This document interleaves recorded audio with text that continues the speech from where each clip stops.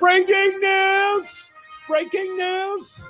And we are live here, and it is really, really bright. My light's really bright. All right, let me turn that down. Okay, guys, there is no rest for the wicked, and we have breaking news. Not only do we have one story breaking, not only do we have two story breaking, we have this 3 stories breaking.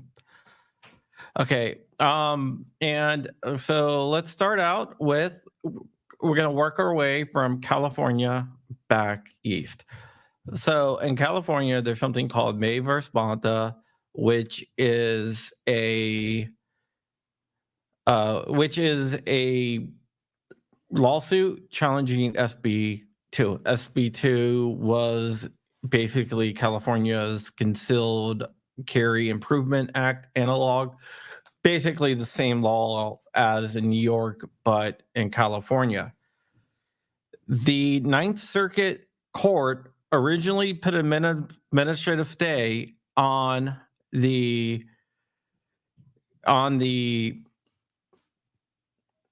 sorry, I was reading something. The Ninth Circuit Court originally put administrative stay on a district court judge's decision to go ahead and rule SB2 as unconstitutional. That stay has now been lifted, and they combined the cases of May versus Bonta and a couple others. That stay has been lifted, and the court has decided not to go ahead and issue another administrative stay. There is a hearing set for April, which means the law will not be in effect until April, if ever at all, which is awesome. So Gavin Newsom is probably really, really pissed off. This is immediate. The stay is lifted. The law is no longer in effect for right now. This is huge for people that are living in California. And thank you so much for the $2 super chat. So that is the first story. This is awesome. The law is blocked and is not in effect right now, which is incredibly, incredibly important. I would read you the court document, but all it says is, hey, we're combining these cases. The administrative stay is lifted, and we decline to place another administrative stay on it. There might be a stay, but that will not be issued until April at the earliest. So that is a really cool thing right there. Right. So that is the first thing that is going on. Okay. And if you do not know Michael Cargill, second story, we're going to go to Texas now. Michael Cargill is the guy that sued over bump stocks. Bump stocks were reclassified as machine guns by the ATF. He sued, he won in the 5th, but then the Supreme Court stepped in and placed an administrative stay on bump stocks being legal until they could decide to grant cert or not. Registration just means the Supreme Court will hear the case, and they granted cert. We've been waiting to get a date for oral arguments, and now we have that. That's going to be at 8 a.m. on February 28th. 8 a.m. at February 28th down at SCOTUS, which I'm going to try to make it down there. They will be arguing for and against bump stocks being classified as machine guns, which means we will probably get a decision from the Supreme Court next fall. So they're here they were here this spring. By next fall, by this time next year, bump stocks will either definitely be illegal or bump stocks will be legal once more. Once we get that'll be great. That is another huge story from that happened today. So that is the second big story. Michael Cargill is a great guy, good Texan, great. So that's two big stories. Now for the third one, our friend Thomas Massey, who is a friend of the channel, great guy.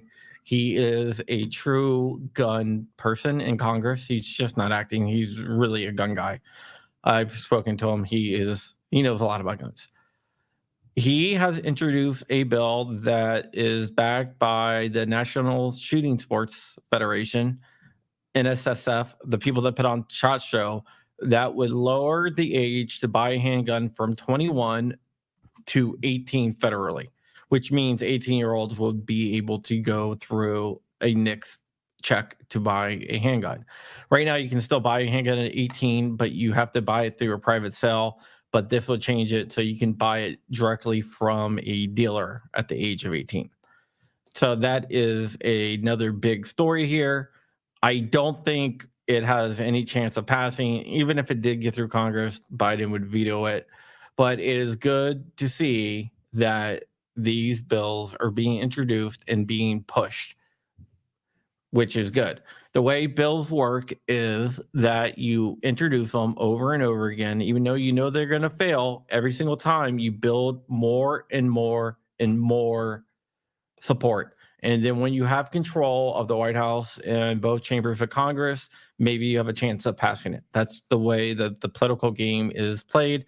It's the way the political game has been played forever, and that is the way it is being played now. And I do see Sabar out there, so I got to get Sabar allegedly. That's Sabar right there. Juan Wick, as people like to call him, great guy. So that is three big stories, and they all have an impact across the country. Vetoes can get overwritten, but you have to get it by a super majority, like 2/3, and you're not going to get that. So Thomas Massey is proposing this, and as Gilly says, it does get them on the record to where they vote on, like where they have to vote on it and register a vote, which is very good because that allows us to know where our representatives stand. A lot of times the representatives try to obfuscate their views, and yeah. So there you go. That is the three big stories. I was going to wait until Monday, but when the first one broke and then the second one broke and then the third one broke, yeah, it was time to go live. I have talked to a few different people about this, and everyone seems very happy. I know CRPA was going to put out a statement about it. Maybe they have. Let's see. California Pistol Rifle Association probably did. The May versus Bonta case is a California Pistol Rifle Association, along with Gun Owners of America, Gun Owners Foundation, and Second Amendment Foundation. It's three different places working together, and I like the fact that there's three different organizations that are working together to overturn laws. And I think this is something that we need to see more of. We need to see more of organizations working together to overturn laws. There's differences between each organization, But if they can work together to overturn unconstitutional laws, that is great. And I got my hats off goes to Gun Owners Foundation, Gun Owners of America, CRPA, and SAF, which seems to be those groups, those 4 groups there.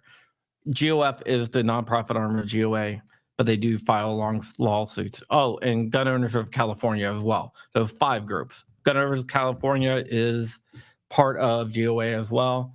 But it's good to see that these groups are pitting aside their differences and working together to advance gun rights. And I think that we need to have more of that through there. Well, CRPA is actually a NRA affiliate. They really don't do anything with NRA, but they are an NRA affiliate. Well, NRA is too busy paying Wayne $17 million to go away. But yeah, there's that. There's 2A EDU. He hit me up with this information about the May versus Bonta thing. So hats off to 2A EDU as well. I was doing research, trying to get in touch with the lawyers because they were out doing stuff they weren't even aware was going down. And yeah, it's really funny that they released it. Usually the lawyers get it first, but I got it 10 minutes before the lawyers got it to their mailboxes, which is unusual. Usually it's the other way around. The lawyers get it, and I usually get it from the lawyers before it actually hits my email box. But this time it was kind of weird because I got it and then they got it, and 280U got it before the lawyers did. But yeah, now the lawyers are aware of it. They are looking over it, and they are happy. I can tell you that for sure because I spoke to them, and they are definitely happy. All right, guys. I think 280U has a show on locals tonight. You got to check that out. 280U is a great guy. If you don't know 280U, he's one of the smartest people on YouTube, and he's just a really, really smart guy, and he knows a lot about the Constitution. A lot about the Constitution. So go ahead and check him out. If there's no more questions, I just want to thank Robert Friel for the super sticker. That's great. There's no more questions. I am going to get out of here. And yeah. And I guess there's no questions. So therefore, I didn't think that the stay was going to be lifted, but like I always say, you can never tell what a court is going to do. Sometimes they will do something that surprises you, like in this case, where they lift the stay, and yeah, that's it. So hopefully in April, the stay will not go back into effect and it will just die off because, hey, we need to do that. There's Rob McNeely of Tusk.network. Where is he? There he is. Go to TUFC.network or TUFC. I think they have another one, but TUFC.network will redirect you over. All right.